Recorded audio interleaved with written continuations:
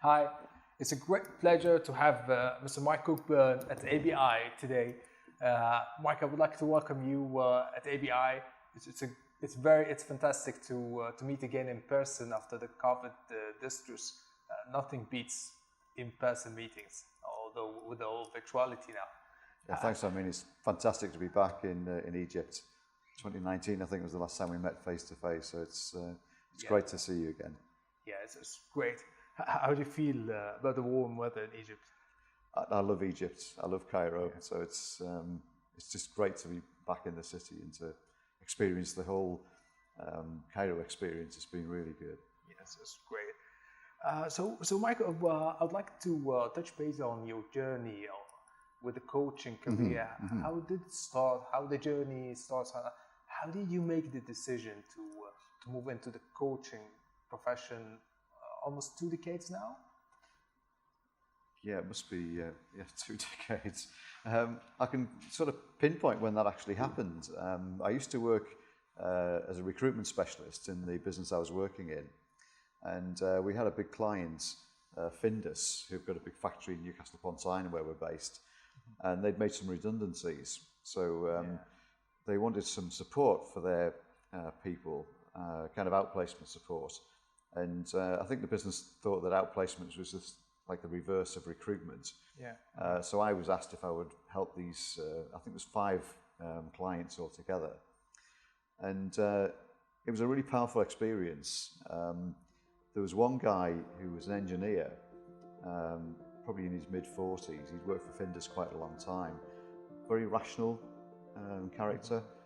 And seemed to be bearing up really well with the situation. And I remember, I think it was the second conversation we had, almost out of the blue, he just broke down in tears. He was so, he'd taken such an emotional hit to being rejected by the business, because the business didn't handle the redundancy very well. So that was a really powerful experience. And one of the other guys, he was seen as a sort of troublemaker on site. He was a very bright guy, but he criticised a lot, and they saw him as a troublemaker. And we worked together to look at opportunities and possibilities for him, and he got a job at University of Northumbria, one of the universities in Newcastle, and he was really happy with that. So I was really pleased that he was able to move on. But I was on the university campus about 2 years later, and I met him just by chance walking across the campus, and you could see a physical change in him. He just was carrying himself differently. His mood was completely different, so much more positive than when he left Findus. So again, that was a really powerful experience, I think, of what coaching could do. I mean, I wouldn't say I was a coach at that point, but that really made me think that's what I want to do. I want to be in that position to kind of help and support people. It's so rewarding. Yes, great. Let me get back to you, to your childhood. Usually when we are young, we might think of what we could be in the future. And some will be policemen, would like to be policemen, train driver, or something like that. It's very common. Yeah. But would you see any connection between what you're doing now as something you're passionate about and your expectations when you were answering this question with your child? Yeah, when I was in my teens, I didn't really have any concept of what I wanted to do. But one of the things we do with groups is strengths-based development. We ask people to try and identify what their strengths are. And when I look back to when I was in school, I was an introvert, so I used to spend a lot of time listening. And I used to really enjoy team sports. And I think, generally I was good at teamwork. At the time, I couldn't see any potential around that. I couldn't sort of imagine how I'd be able to develop a career around those interpersonal preferences that I had. But, when I look back on the last 20 years of my career, a huge amount of that has been based on listening skills and teamwork, which I think were part of my personality when I was, 14, 15. It looks fabulous, yeah. I want to get back to the idea of how coaching would help young adults flourish and found a passion and capitalize on their strengths. But since coaching now is a bit used in, to an extent, overused in the business, associated with leadership, with organization development, with transformation, and many other things. In your view, as an experienced coach, what's the coaching promise? Why organizations should invest in either in developing coaching as a practice or for developing their people to become experienced in coaching, and why individuals should pay attention to this, why we should do all the effort to become an effective coach? Yeah. Well, I think first of all it comes back to listening. We've just been talking about listening. So in my experience, I don't think there's enough listening goes on in organisations. Yeah. And probably the level of listening starts to diminish as you go to the top of organisations as well. That's understandable because people are busy and they're being pushed to make decisions and so on. But you need to make decisions on the full picture, and we are able to develop a more complete picture by listening to the people around us. I think as well, the pace of change is speeding up. And we were talking this morning about non-linear change, that something happens that means that the incremental achievements that you might have been working on are no longer relevant. You've got to completely adapt to a new situation. So in those scenarios, we need ideas and we need creativity. And again, creativity is at the heart of coaching. Fundamentally, I see it as a creative process. It's about helping individuals to look for new and different ways of doing things. So if that can be fed up through the organisation, there's a much better chance that the organisation is able to adapt to the environment. So I think, and then that also relates to alignment. There were those coaching conversations. If they are about helping the individual to think about the mission and the purpose of the organisation, that their actions that come out of those coaching conversations should be aligning with the overall goal of the business. So then you've got people pointing in the same direction, and that then means that there's far more energy devoted to making progress. You're not losing energy through friction.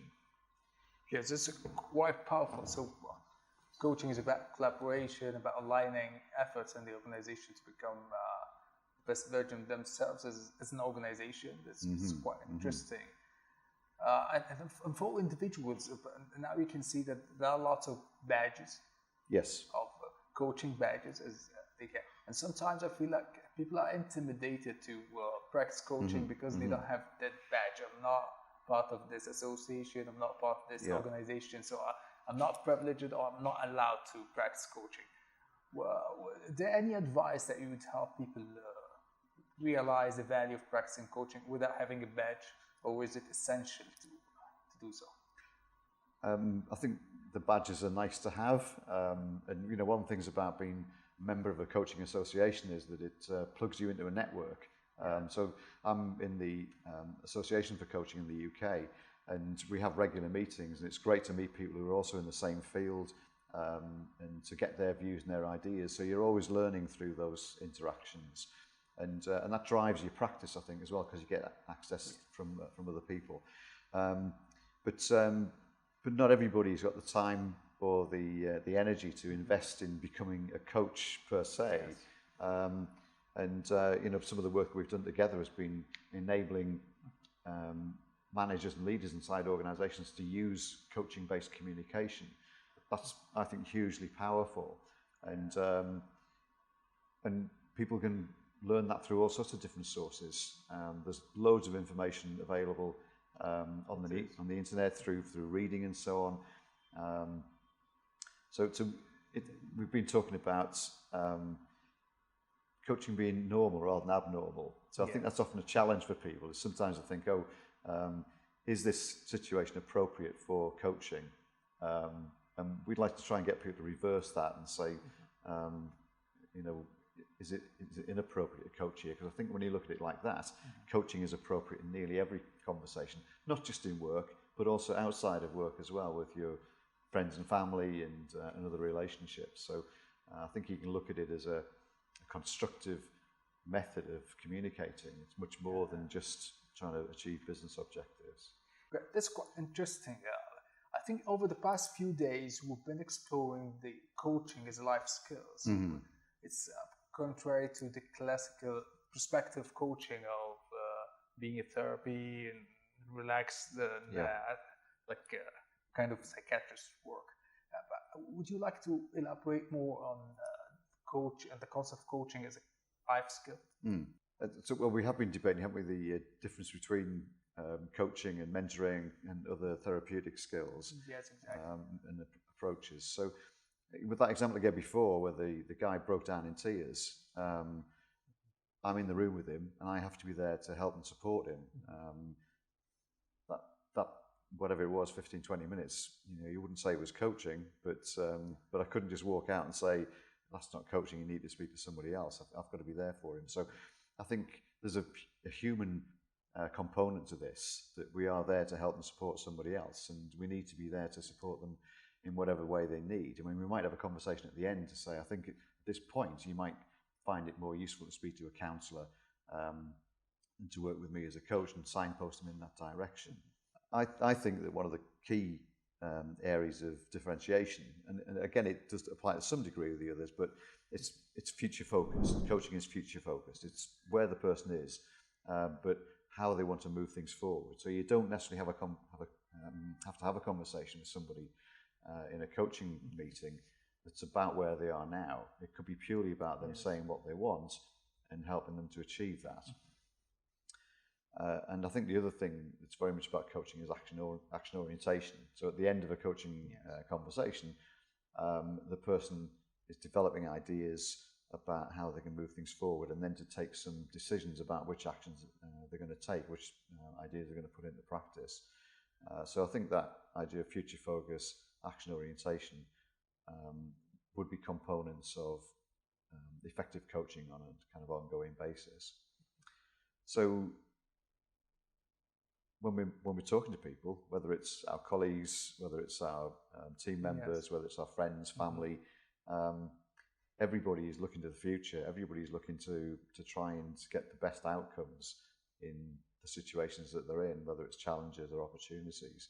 And that ability to be able to support people in that process, to encourage them, to motivate them, so that they can achieve those outcomes, that's relevant in a whole range of situations. It's not just about work. That's why I think it's a life skill.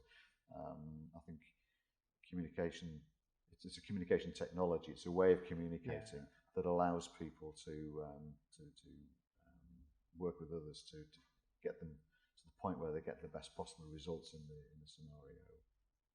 Yes, I think I do agree with you. Coaching is critical when it's perceived as a life skill, where you can put it into practice in many situations would be helpful in this.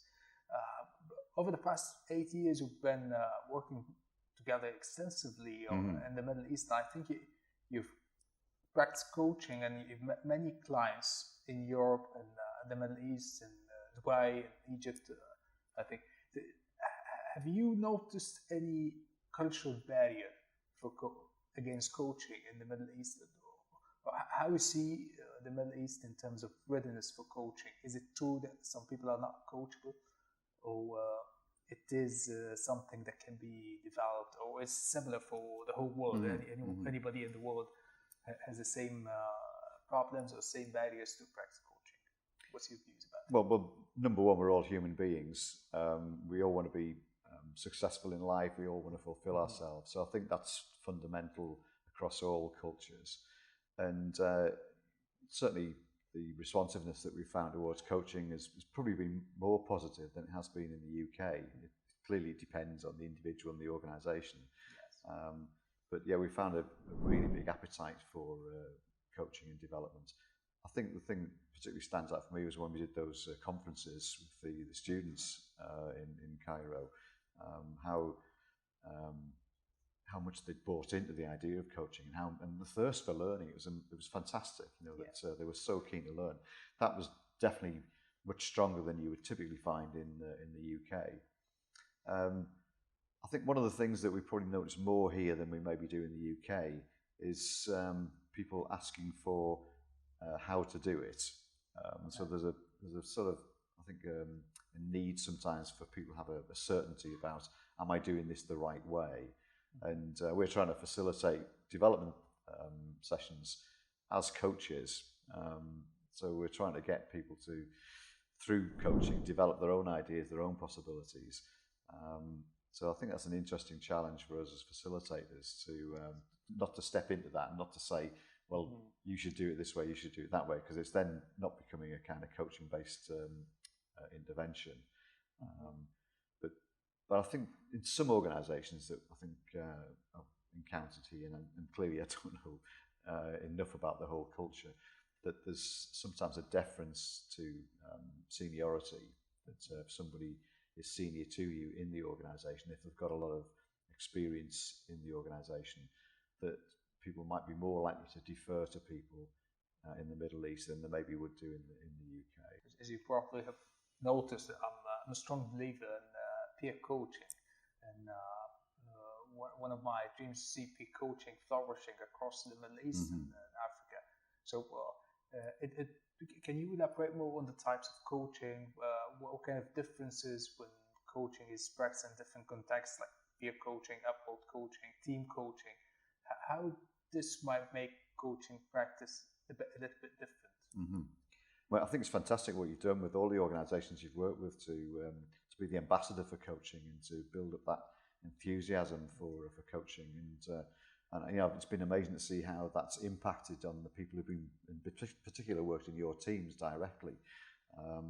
So I think the work you've done is hugely important in terms of you know, getting the message across in the Middle East that this is a different way of leading. Thank you. I think so.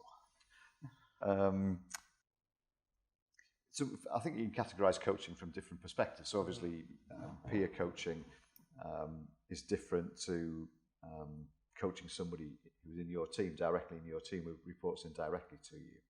So one of the things we've talked about is the idea of agenda. So if you're a peer coach, or if I'm working with one of my clients back in the UK, then the focus is entirely on that person's agenda.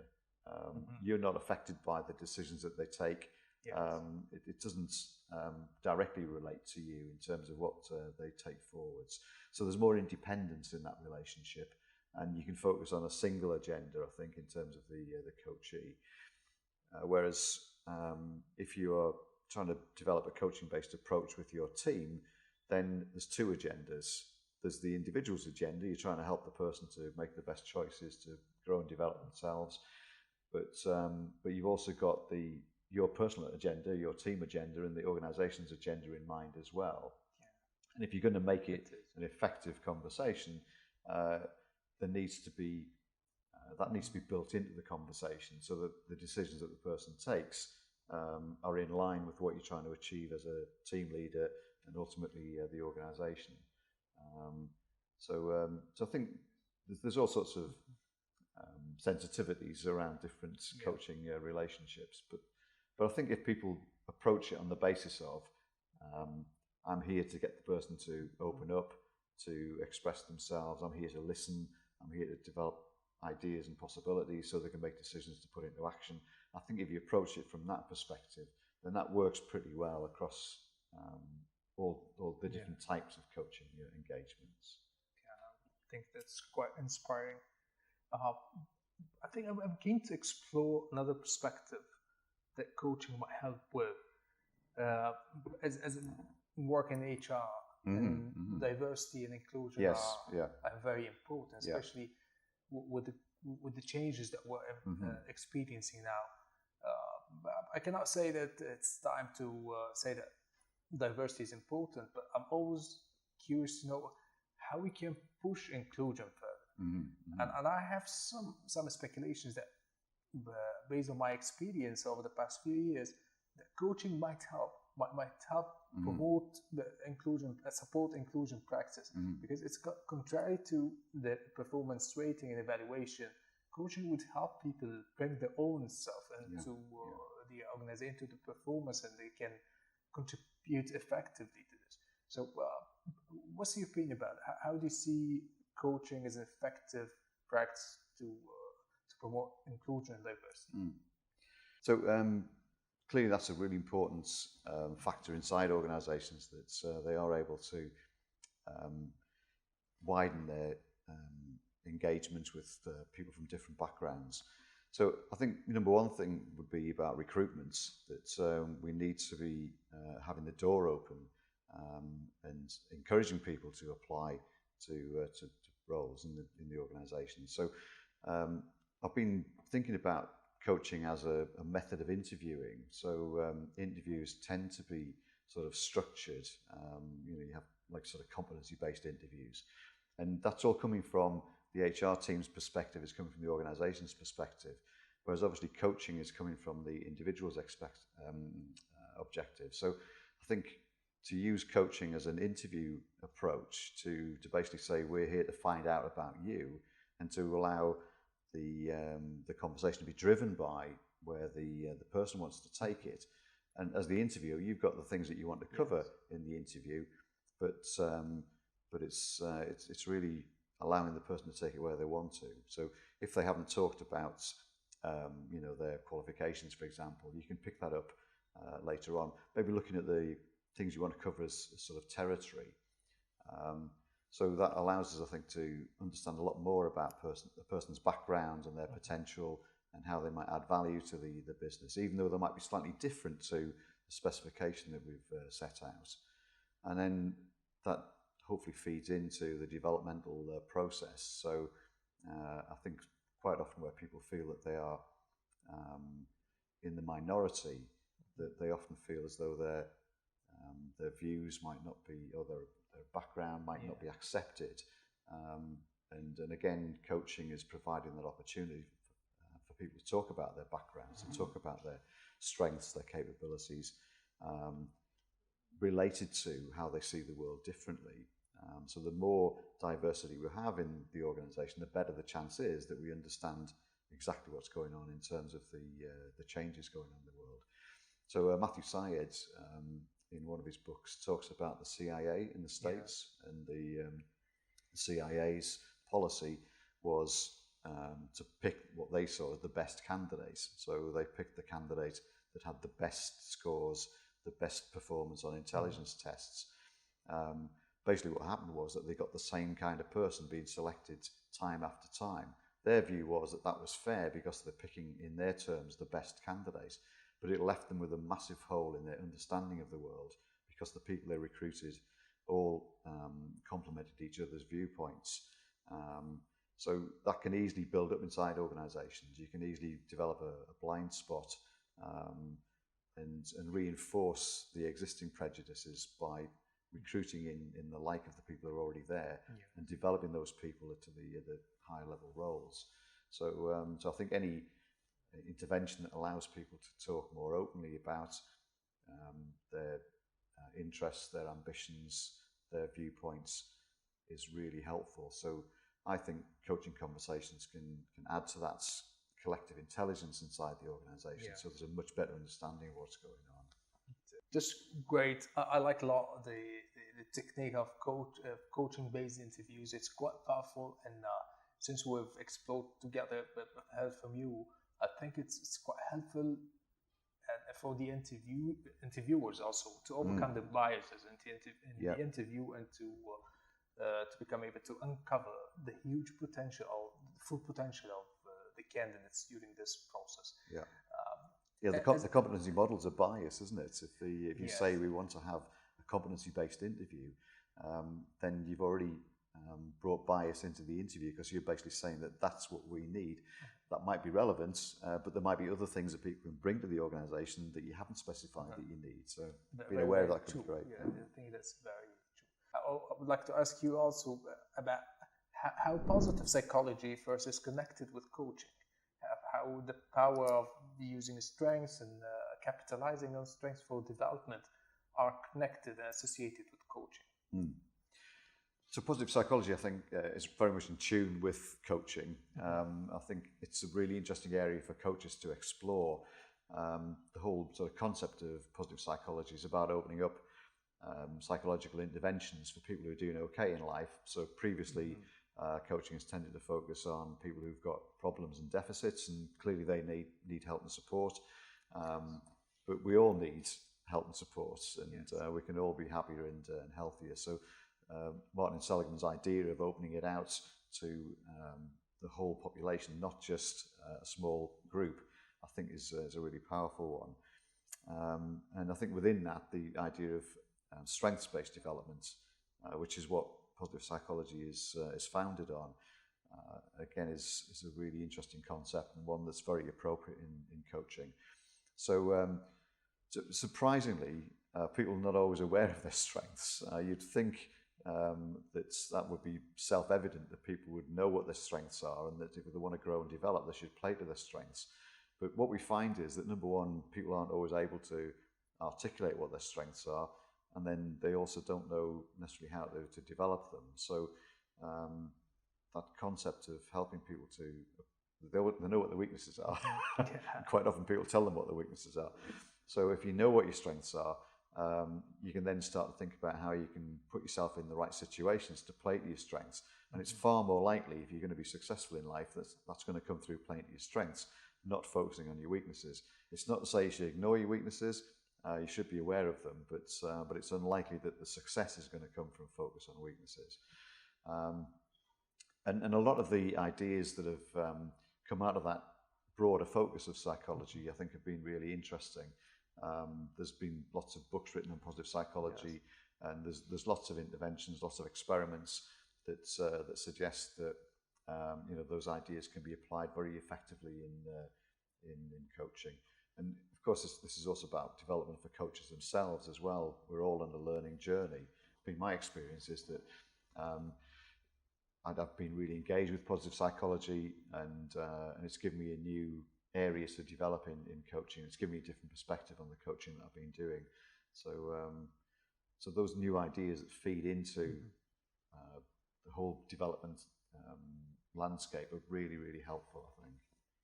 Yes, it's just great and quite helpful. And I remember your talk when the Entrepreneurship Hub, one of your signature keynotes, be your own hero, or be the hero of your own self. Yes, yeah.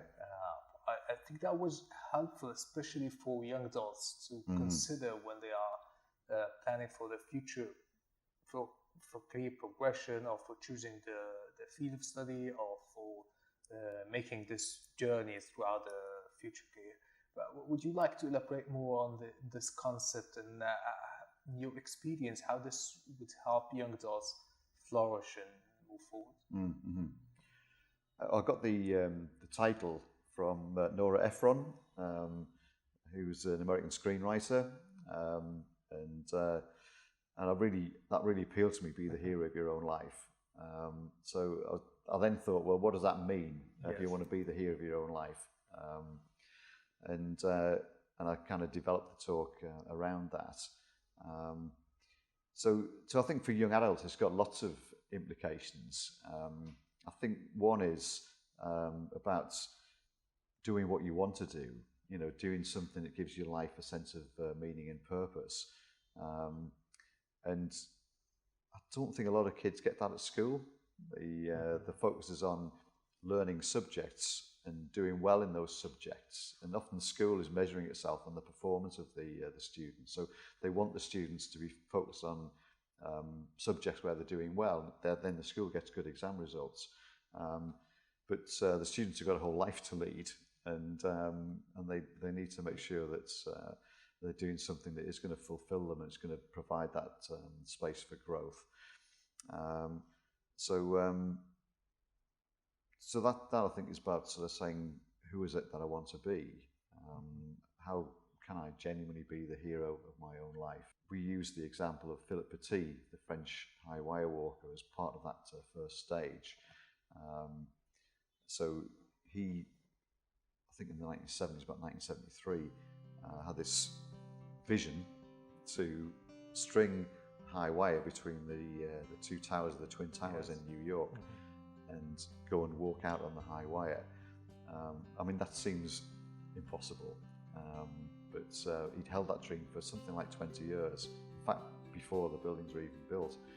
And he realised that dream in the 1970s. He put a team of people together one morning in New New York, the two teams climbed the towers.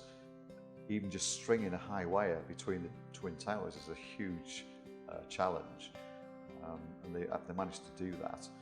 And then he walked out on the wire. Unfortunately, there's no moving footage of him, but there's some still photographs, and he's doing something which for most of us would be absolutely terrifying, but he's in his element. You can see that he's absolutely loving what he's doing. He's got a huge smile on his face. It's the realization of this dream that he's had for all those years. Stop the traffic in New York, people, got a crick in the neck looking up at him in the clouds and so on. So I think part of that talk is about trying to find examples of people who are inspirational in what they've done. And not everybody's going to be, doing high wide daredevil acts, but it's the principle of that. We are able to stretch ourselves. We've got more potential than we think we have, and the first phase of that is to have that vision. If you don't have the vision, it'll never become a reality. Yes, it's about living a fulfilling or meaningful life. Yeah. I want to capitalize on the concepts of positive psychology and we'll get out the fruitful discussion. That coaching is about collaboration, about helping people reach their fullest potential and capitalizing their strengths in expressing themselves better, bringing their uniqueness to work. So how do you think coaching can add value in sensitive sectors or sectors that might be called a zero mistake environment? How coaching would fit, like healthcare organizations and banking in particular? How coaching can add value to the banking sector? Well, I'm amazed really the scale of the work that you're doing here at the EBI, the number of countries that you work with, and the number of clients that you have, as well as the work that you do in Egypt.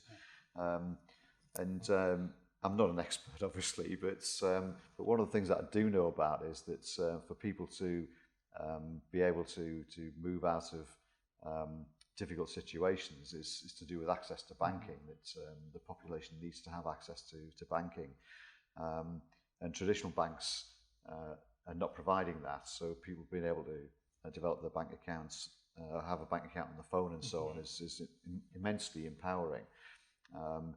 But I guess that through all of that means that the banking sector has got to change. It's got to change its attitude towards customers. It's got to change its attitude towards the communication process that you have. It's got to be more inventive, more creative.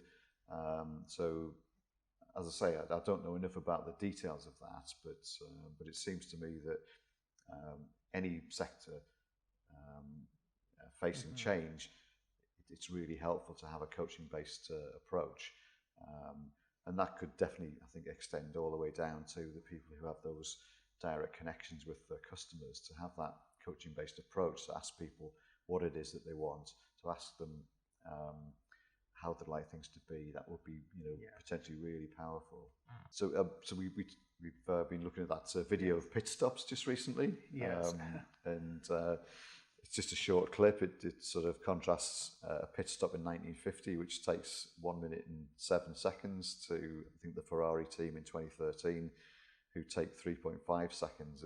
The car barely stops in the Ferrari example. It almost goes straight through the pit lane. And that's been reduced again, I think, to lower than 3 seconds. And all of those changes have been incremental changes. And it's only when you open up the timeline and you look at the timeline over a wider period, you can see how enormous those changes have been. And the people in 1950 could not have contemplated that you could put a car through the pit stop in 3.5 seconds.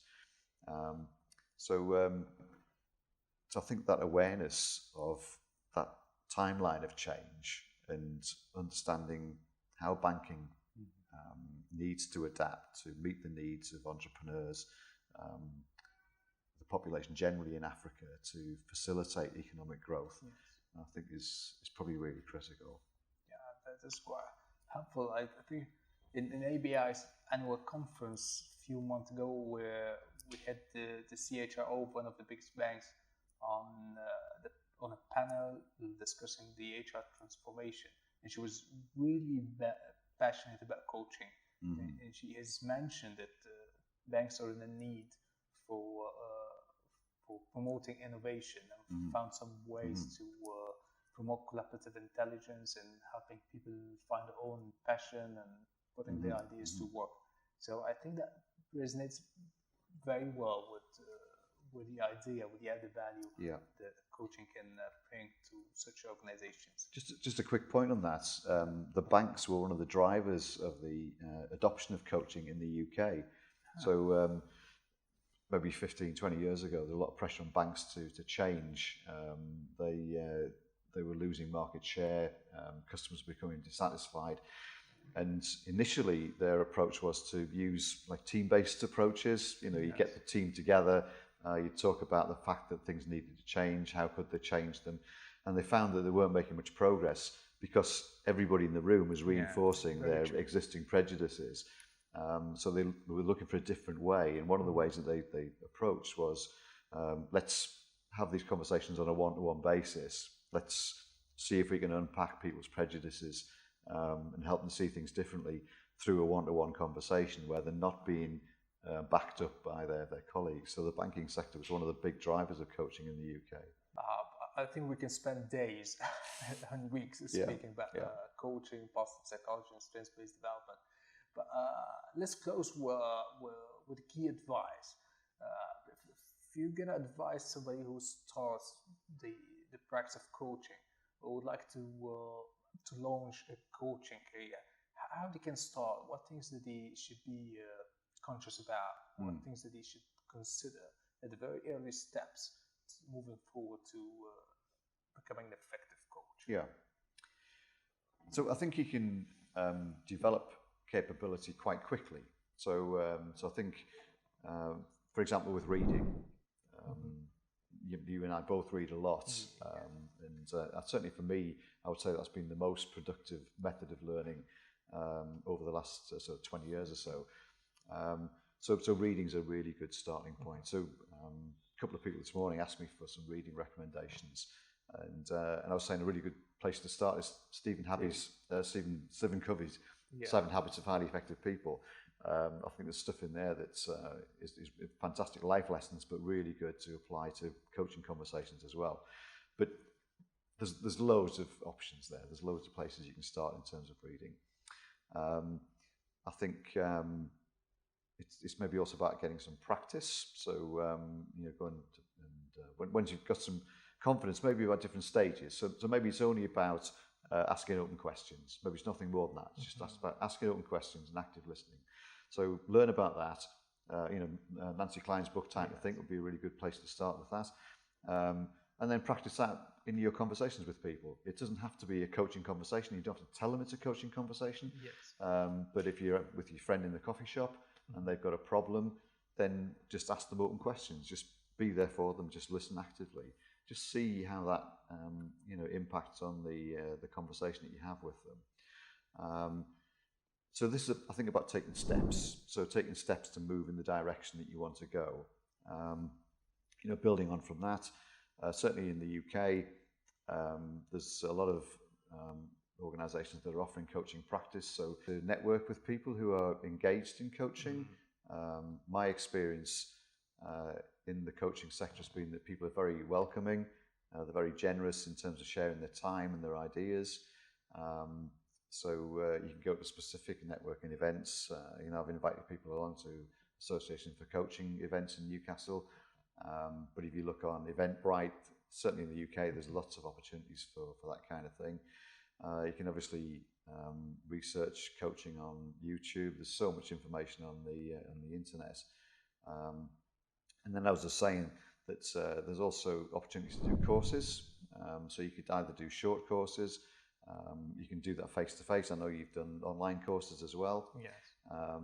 And you can extend it, of course, to a degree level qualification and a master's level qualification, and ultimately a PhD if you wanted to. So there's no end to the learning journey, and you and I are learning all the time. We're always sharing new ideas with each other. And then it's about, I guess, the direction you want to take. So we've discussed before, I think that if you're able to communicate constructively through coaching, that's just a good thing to do. It gives you much better chance of achieving good results in relationships, whether it's with somebody who's a coachee or just with your colleagues and your friends and family. That's a good thing in its own right. You might then also want to become a leader who's utilizing coaching skills for their approaches, and you might want to extend it a bit further to becoming a coach, to call yourself a coach instead of a coaching business. That's exactly what's happened to one of my friends back in Newcastle over the last 4 or 5 years. She had some challenges from a career point of view and from a personal point of view, but we'd had a lot of conversations about coaching. She's really engaged with coaching, and even though it wasn't probably the best time to start, she had that vision that she could be a coach and she could start her own business. And she enrolled on the master's program at Northumbria University. She's now graduated. She has set up her own coaching business. She's collaborating with other people in the coaching sector. So it's possible to do it. You know, if that's what your dream is, if that's what you want to do, then you can make it a reality. Yeah, that's great. A bit of a detailed advice. Mike, thanks a lot for your time today. I've enjoyed a lot of our conversation. We might have days and days discussing such interesting topics. I'm grateful for your time, and thanks a lot for being here with us.